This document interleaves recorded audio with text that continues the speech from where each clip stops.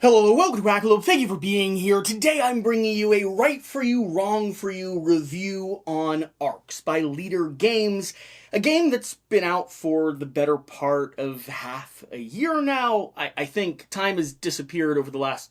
I have a 4-month-old now, and I was playing it like a month before he came into existence, as if time actually existed before my child ever did. It's been about 5 or 6 months since Arcs hit the scene, and hit the scene to great acclaim and regard. First off, coming from a publisher that has released a number of games that have been wild and wildly praised and successful, and a number of games that have been controversial around which type of gaming group they're successful for. Root being the preeminent example, Vast coming before that as one of the first asymmetric style board games representing or replicating a dungeon crawl experience where you take each little subcategory and venture forth trying to succeed at whatever your mission is. And then, of course, with games like Oath, Cole Wehrle has set the standard for designing games that some people love and many people are mixed on and a few people hate. I mean, his games are brilliant, and I think across the board, most people in the board game community recognize them as such, but it doesn't mean they're right for you. That's what this review is designed to answer. Throughout this review, I'm going to go through 7 categories that I think are very important when determining whether to add a game to your collection, onto your shelf, and onto your table, because eventually that's hopefully what you're going to end up doing with it. How many of you have purchased a copy of this and have yet to get it to the table? I know I have a number of games that I'm guilty of doing that exact thing with. I'm going to give you a quick overview of the game so you understand what we're talking about, dive into the theme, discuss the accessibility, how easy it is to get to the table, take a swing through gameplay, what makes it unique, not how to play, discuss the modes of play. I want to analyze and break down what does it play best at, what type of player counts are available, and what are the other versions of Arcs that exist out there in the ether. Then we're going to talk about innovation, whether or not it is or is not innovative, and if that matters either way. I'm going to break down the general price and then give you my personal opinion, my verdict on Arcs, at least as it stands now, about 10 games in or so, and still needing to go through the Blighted Reach expansion. I've experienced this game at all player counts, 4, 3, and 2, and I have played with leaders and lore included, which is not the recommended way to start playing Arcs in the first place. We didn't start that way, but we did end up getting there. Along with that, I've played with, I think, 6 or 7 different individuals, so I've got a vast array of opinions, and the majority of people I've played Arcs with so far have not found it to be a game that was right for them. But I am actually still compelled. I'm not in love with it, but I'm very drawn to it. And I probably need to watch this video to determine whether or not it's right or wrong for me. So we'll do a circle back soon. Let's start with an overview. Let's break down what Arcs is, what it's trying to accomplish. Arcs, at its core, is a trick-taking-esque or hand management-esque area control style board game, with the main way of winning. The main objective of the game is to score victory points or power points through this ambition track. You'll be declaring as a chapter passes by, and the game could last as many as 5 chapters or end as quickly as 2, depending on how scoring happens. Typically, a game will last 3 or 4 chapters and run about 90 minutes or so, depending on player count, of course. These ambitions will relate to different objectives that you might have in the game, and so your main goal is to identify what you're going to be able to score for, and then accomplish that on the board by taking actions through the cards that you have. Now, you're not going to be able to control the cards that you've drawn up into your hand. Instead, you have to be innovative with the way you use them, because you're going to be responding or reacting to other players as they play their cards. You can see there's 4 different colors or 4 different types of cards here on my board. We have construction cards, mobilization cards, aggression cards, and administration cards. The orange, blue, red, and gray. And whoever's the first player of the round will set the standard or set the target card, the lead card, and that'll be how you're responding. That'll be the actions that you're trying to maximize during that round of that chapter. Rounds will last as long as there's a first player who has a card they're willing to play, and so you could have a number of rounds in every chapter, and each one could be filled with a lot of actions or a tiny little segment of actions. Depending on the lead card that was played, you have a few options. You can play a card that is of higher value, getting all of the actions related both to that card and the pips on it. So this 2 would have given him 4 actions in the mobilization category. This 6 would have been a legal play, giving him 2 actions in the mobilization category. Again, because there's 2 pips and it's a blue card. You also, alternatively, could play a single card that doesn't match, giving you a single action no matter how many pips are on that card of that action type if you needed to desperately do something, or you could play a card face down, restricting the amount of information other players are going to be getting at the table and copying the lead card, giving you 1 of whatever that type of action is. A great way to get that extra battle, move, or recruit, or influence if you happen to not have that card type in your hand, but you need to take that action. So you're going to be gauging, you're going to be judging, you're going to be trying to determine what other players around the table have left in their hand, what is left to come out into the field of play, and what you might be able to maximize, or what actions you need to take now to set yourself up for later. There's an argument that's been going or floating over the interwebs as to whether or not you can get a bad hand in Arcs, and I kind of fall on the sidelines that you can't. Every hand is compelling, every hand is intriguing, but it doesn't mean that any hand is in itself bad. It's all about your adaptability, your ability to read the table, to judge the room, and take risky plays when and where necessary. Do I think you can lose because of the hands that you got dealt? I think it's possible, but I think it has more to do with the experience of the players at the table and less to actually do with the hands or the cards that you had to utilize. Let's go ahead and break this down. On the board, you can see this giant map. This Arcs logo in the center is just a graphical overhaul. You have locations, you have planets with their regions, with their own little sub-regions here, and you're going to be spawning out into spaceports. You're going to be building and defending cities so you can gain resources that give you extra bonus actions to utilize. You're going to be influencing and gaining cards, whether those are recruitable cards, people that are on your team that give you extra bonus actions, or events that might happen like the Song of Freedom that you can take advantage of and have them impact the game state. All of this is done in favor of accomplishing one of these, or as many of these 5 goals as you can, but only 3 will score at the end of a chapter. You will be declaring ambitions. You'll be making publicly known what you're trying to score as the game state moves forward. So other players should be able to react and curtail your attempt at scoring a ton of victory points. And there will usually be a first and second place alongside that. So whatever's public here, you might not score first place in a number of them, but you might score all of the second place positions, still giving you a confident lead in the game. As you score these points, you're going to be hitting an end target. In a 4-player game, it's 27 points. In a 3-player game, it's 30. In a 2-player game, it's 33. Just like Root, there's a bit of a race to win system here. You don't have to have the most planets conquered. You don't have to be the most powerful player. You don't have to be the most strategic all the time. Sometimes you just have to score darn points. And if you don't like redirecting your attention away from the battle map, the area control portion of this game, over to the scoring portion of this game might not match up with your style of play.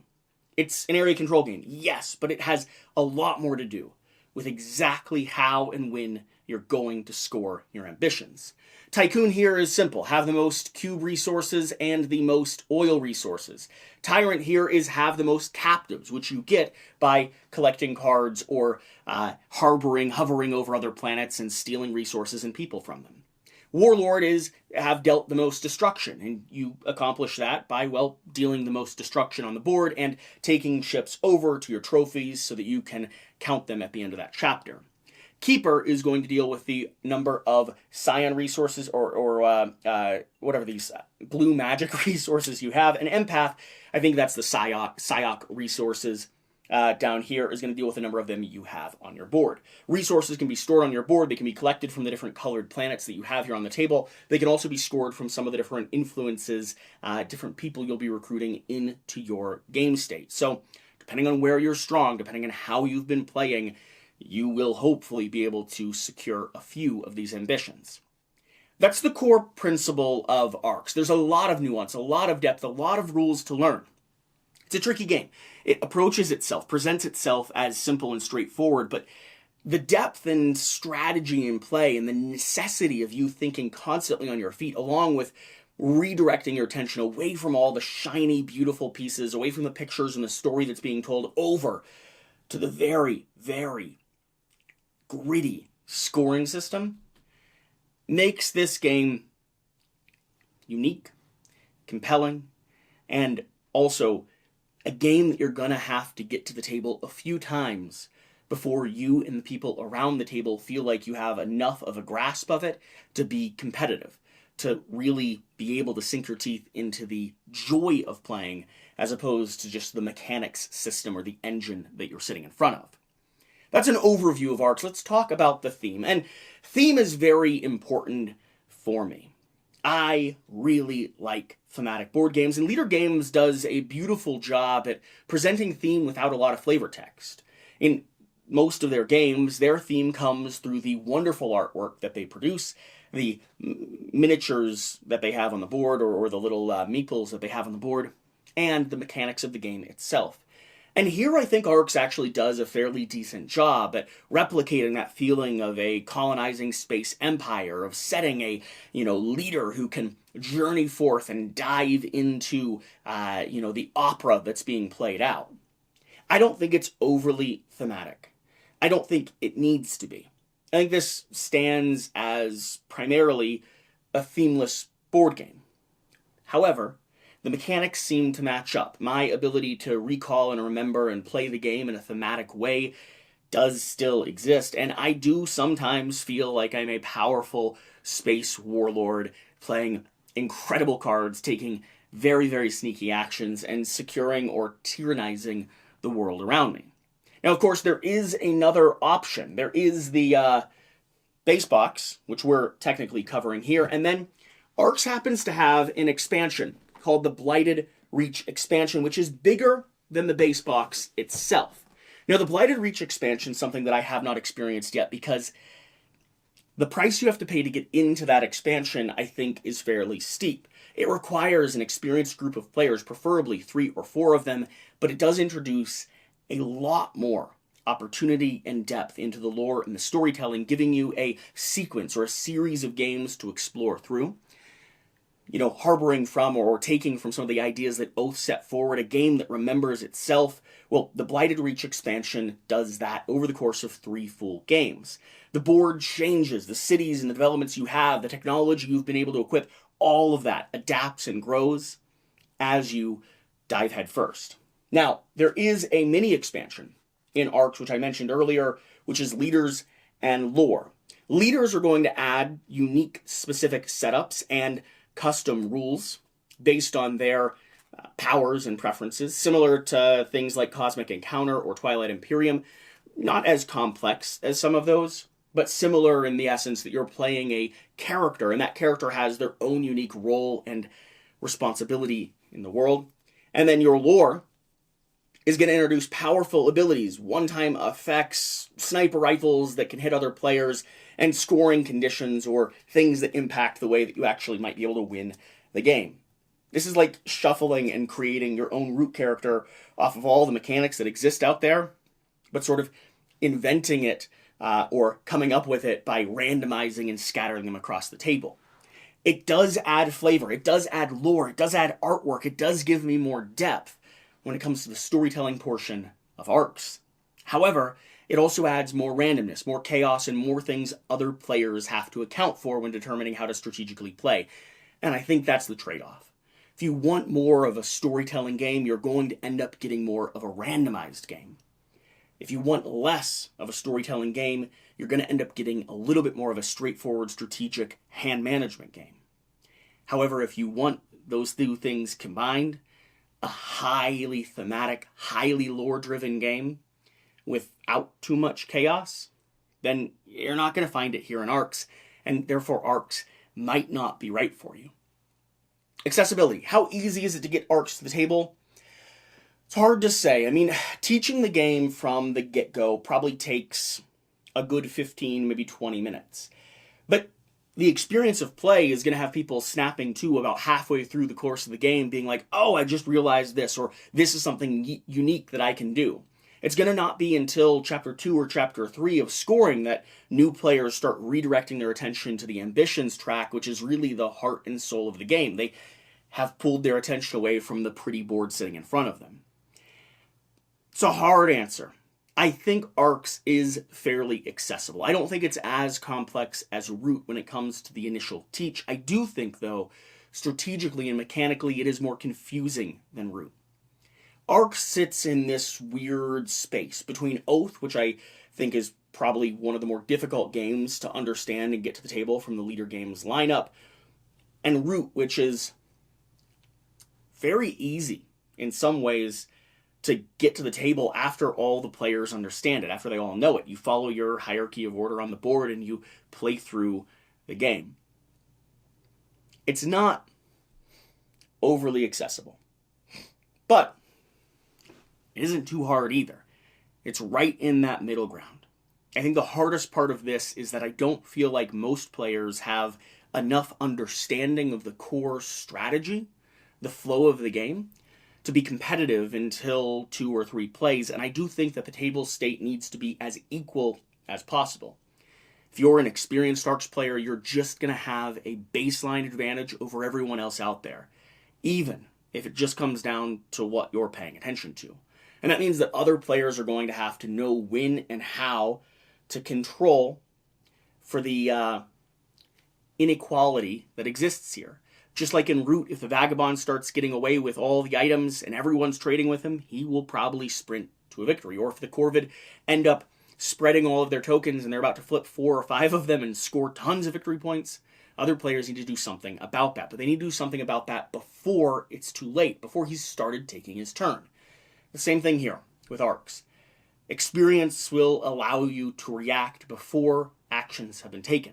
And that's really where the long-term longevity, the long-term player enjoyment is going to come from. So if you've played other games from Leader Games, if you have a group that enjoys the heck out of Root, that has handled Oath with ease, and doesn't mind a few in-depth plays to really get their feet under them for a game they're going to continue playing for the rest of the year, Arcs just might be right for you and your gaming group. But if you like hopping into a game once every other month, and you were left fairly confused and intrigued but disjected from other game properties that have some degree of asymmetry, I don't think Arcs is going to shine or is going to be as enjoyable as if you were playing it very often.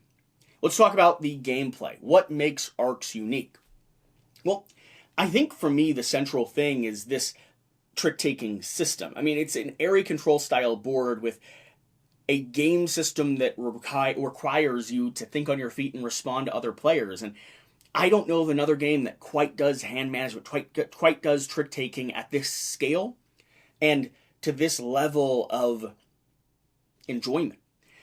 I think it's super fun. I like the fact that I can sit there and look at my hand and react and think through and do my best to analyze the game state. I have to be thinking a few turns ahead. I have to be prepared for what other players are going to do.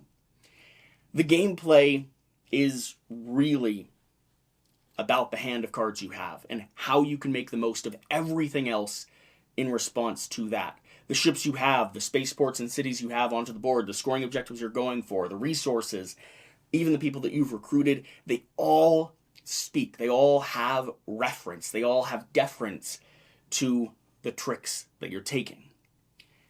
If you like trick-taking games, then this should be capturing your attention. If you like area control style games, then this should be one that you're looking at. The gameplay feels fresh, feels quick, feels unique, feels like it has a lot of opportunity for you to get more and more skilled and deeper into the engine. It does require a little bit of memorization. It requires a little bit of card awareness as they come out into play. You could play with an open pile of cards, so you have all the information possible for all players, but like most trick-taking games, that actually takes away a little bit from the fun of discovery, the fun of doing your best to use your mind and have it surmount other players. Outside of that, Arcs is kind of themed and built, and the gameplay flows similar to most other space-based games. Build ships, collect resources, spread throughout the galaxy, blow up your enemies, and if you do all of that well enough and good enough, you'll secure victory. So, if you like space games, you like building ships and colonizing planets and destroying your enemies at every turn, and the hand system, the hand management, the trick-taking in response to other players' system sounds cool. If you want an area control game that requires more innovative, creative thinking than straightforward logical deduction, than dudes on the map spreading over the board and trying to outmaneuver other players, then this game does that. This game brings it all into the person. When I play Arcs, I sit there and I feel like I'm just absorbed in the hand of cards I have right in front of me. Everything else is just answering to, is just responding to those 4, 5, 6 cards that I'm using. So, if that sounds compelling, then Arcs might just be right for you and your gaming group. Let's talk about modes of play. Arcs is a 2, 3, and 4-player game, and the 2-player game is highly compelling. It's a head-to-head, straightforward battle. It has most information revealed, and you're only really paying attention to what other players are doing, which means when you're countering, when you're reacting, when you're preparing, it's always in deference of other players. It also plays the quickest. So in 2-player, I think Arcs really sells a compelling board game, which isn't always the case for games like Oath or games like Root. Other titles coming from Leader Games primarily operate at higher player counts. That's where they shine the best. Arcs, I think, might just be the inverse. At 3 and 4 players, you add levels of randomization, levels of interaction between players, and a lack of information when it comes to the cards that could be out or might be out on the table.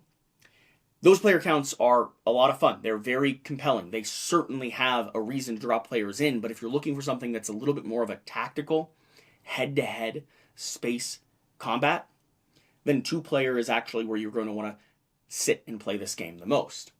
It does not have a solo mode, and I don't know how you'd incorporate one, although I'm sure people on BGG will answer that question within the year. And the Blighted Reach expansion, for me, is prohibitively complex. If you have a group that is dedicated enough to get a game like Twilight Imperium to the table twice a year, then the Blighted Reach expansion might be another alternative for you to incorporate into that once every 3 or 6 months gaming experience. But the average player is not going to be running into the Blighted Reach. The average player is only going to operate here and every now and then incorporate leaders and lore with an experienced gaming group. Which means when we talk about modes of play, you really have to tie it down to this on the board in front of me. A, multi-hour, 4 to 6 hour long, 3-sequence, 3-game campaign is compelling, but that should never be the reason why you pick up Arcs, because it's unlikely that you're going to be able to get it to the table. And if you do once, it's unlikely that that experience will be worth the investment in both time and resources. I think multiple plays is going to be necessary for you to get the full breadth of what the Blighted Reach offers. Again, this is just from my knowledge of the game system, not from me actually experiencing it, because it's hard to get to the table. So, highly compelling 2-player game for a head-to-head combative space game. A more randomized 3-player and highly chaotic 4-player, and if any of those categories sound like the type of game you'd like to play, then Arcs just might be right to you. Our second to last category is innovation. Is Arcs innovative, and if so, why? Or is Arcs innovative? If so, why, and does it matter? And I'd say Arcs is innovative in the hand management system. I like the way that it incorporates it in. I like the trick-taking at this larger scale. And I don't know of another board game that presents a case quite like Arcs does. Trick-taking in a game that requires a high level of outside strategic thinking that allows you to be responsive and innovative with every card that you play. And as far as I'm concerned, like I said earlier in this video, doesn't actually give you a bad hand like most trick-taking games don't. It's just a matter of how you utilize it. Yeah, it has a very, very strong argument on behalf of itself. That was a bad sentence, but I'm going to stick with it. Does it matter that Arcs is innovative? In this case, I don't think so. While it does add something unique to my shelf, while it is presenting a case that I don't know of another board game doing, well, the experience of play is unique. I kind of am putting it in a similar category with Oath, a game that for me was highly unique, highly thematic, extremely compelling, a game that I still want to pick up another copy of and try again at a higher player count because that's what most of the audience said I should do, and yet a game that I don't think is right for my collection.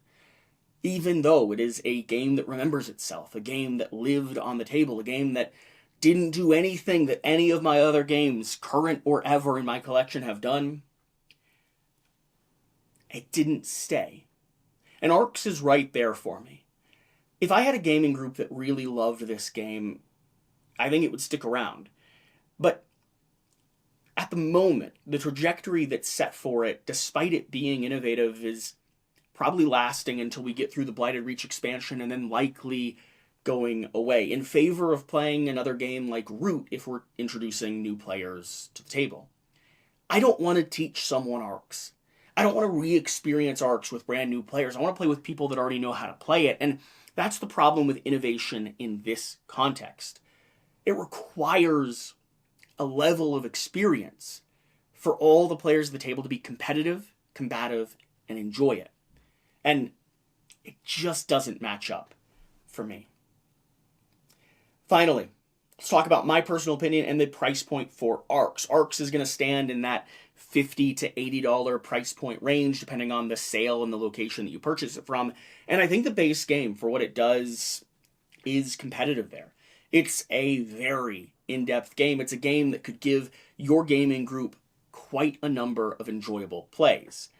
However, I don't think purchasing the Blighted Reach expansion or the miniature upgrades is worth the price. Turning these wooden meeples into plastic pieces just doesn't do it for me. It actually limits the readability of the board in front of me, and the Blighted Reach expansion is something you should only purchase if you're picking this game up after you all have already fallen in love with the core. But if you're at this point in this video and you think that Arc sounds like a game that might just be right for you, well, I don't think spending $50, $60, $70 on a copy is a bad deal. Get it home, get it to the table, have fun with your friends, and it'll probably hold its value if you decide that it's going to be moving on from your collection. And if it sticks around, the good news is you have great opportunities to continue exploring and expanding your journey with Arcs. And I'm under the impression that more expansions will be coming down the road because Leader Games always has something planned up their sleeve. So if you're intrigued by the game and you have the spare cash to spend, and if you've made it to this point in the video ticking a number of boxes saying that Arc sounds like a game you and your gaming group would enjoy, go pick up a copy and let me know. We're still going to be leaving coverage and doing coverage of this game over the next few months, if not farther. I still intend to get a full gameplay of the Blighted Reach expansion here to the channel, and even if it takes 6, 12, 18 months, or I have to wait till my kid's grown up and like 17 years old, we'll do it eventually. I hope he likes this game, because so far, like I said, most of my gaming group hasn't found this to be the right game for them, while a number of them have been compelled and continue playing it, hoping that they're going to discover or figure out that switch that just makes it perfect. My personal opinion on Arcs. Is Arcs right or wrong for me? And if I had to make a determination right now, off of the number of plays that I have and the experiences that I've had so far on the table, I would say that it's not. I wouldn't have it in my permanent collection. I wouldn't keep it or try to get it off the shelf. I never want to teach a new player how to play Arcs again. But it is intriguing. It's extremely, extremely compelling, and the experience of play is different from any other game I currently have. If I had a game group that matched up with games like Cosmic Encounter and Twilight Imperium and were able to get those games to the table more often than my life currently allows, Arcs would probably be higher up in that conversation. I could be convinced to continue playing this with someone that was really in love with it. But I'm not going to be that person selling it to the rest of the people sitting down to play. I'm going to go for something that they already love, like Age of Steam, like Dune Imperium, like Terraforming Mars. And when you're thinking of that, those 2, 3, 4-player game experiences that scratch some of the same itches, victory point scoring, hand management, deck building, area control, Arcs just doesn't seem to win, to counter, to live up to any of the pillars that those other games stand on. Could it? Maybe. I think the expansion has the most potential. And I also think that it's the most prohibitive. And that alone might make it, eventually, sit on my shelf similar to how Twilight Imperium does. It's there because I love it. Because the experiences I've had have been worthwhile. And also, I've fully acknowledged that I'm unlikely to be the person that gets that game off the shelf and onto the table. And the copy that I owned previously, because now in my second copy of Twilight Imperium, I actually gave to a friend because they hosted such a good gaming session of it. Arcs is likely to be there, in the same category. It's either going to leave the collection or it's going to convince me through experience alone that it should stay, with the acknowledgement that it's unlikely to ever be played. Let me know. What do you think? Does Arc sound like a game that's right or wrong for you? And let me know why. Whatever the case, whatever you do, remember to do the important thing. Invite a friend over for a 2-player experience that you're pretty confident you can crush them at. That's what I just did. He's sitting over in the other room. We're going to get Arcs to the table right now, work on a 2-player gameplay, and based off his track record, he's waving at me. Let's say that. He's waving at me. Based off his track record, I'm pretty sure I'm going to dominate. But we'll see. You didn't because he's scared. He's a chicken. He's going to lose. We've played 3 times. He's going to lose. He's lost every 3 times. one. I won once. He's going to